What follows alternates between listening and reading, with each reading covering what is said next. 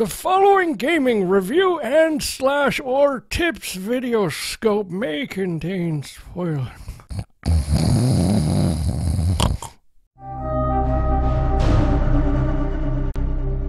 Hail, good viewers and listeners, and unless you've been living under a rock, you're probably already sick to death of hearing about the Star Wars Battlefront 2 Loot Crate controversy.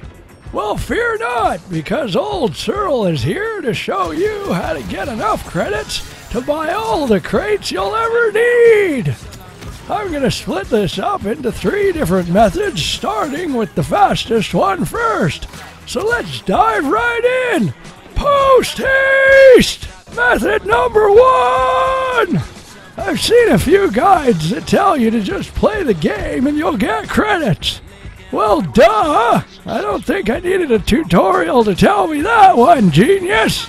As you may have guessed, those guides were made by young people. And as we've previously learned, young people don't know jack shit. In fact, they didn't even get the basics right this time. The competitive multiplayer isn't actually the fastest way to rack up credits at all. You might be surprised to find out that the quickest way to get credits is via the campaign. Even if you're not at all interested in the single player side of the game, it's still a good idea to rip through it, as you'll get over 12,000 credits, and it only takes about 4 hours to complete, as long as you don't dilly-dally. That's a phrase we used back in the old days. It roughly translates to "fuck around" in today's terms. You'll get about half the credits from milestones for completing the individual campaign chapters, but the biggest single lump sum of credits available in the game is obtained via Loot Crate. You'll receive a whopping 5,000 credits in said crate for completing the campaign's epilogue mission. Hot jiggity damn, look at all them credits!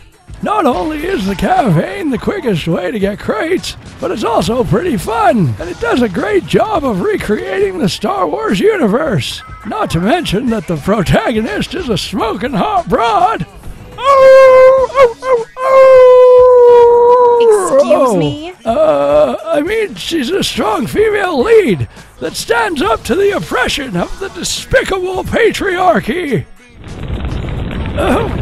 Moving on. Method number 2! Variety is the spice of life, especially when it comes to racking up fast credits in multiplayer.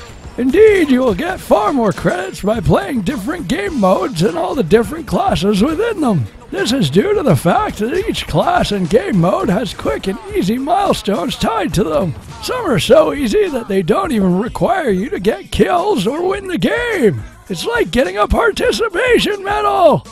Once you've got all the easy rewards from each class, focus on the class and game type you're most comfortable with, as the higher level milestones are performance-based, requiring a set number of kills, wins, or score.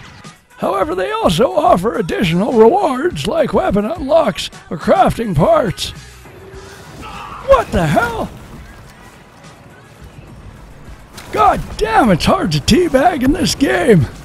Generally, the shorter game modes offer the best bang for the buck when it comes to standard in-game credits. Strike and blast matches normally take about half as long to complete as Galactic Assault, and you get roughly the same amount of credits. In my experience, Heroes vs. Villains goes by even quicker, and I find it more fun than the other modes. But the difference in time and credits is really negligible, so unless you're absolutely focused on grinding, just play whichever mode you enjoy the most.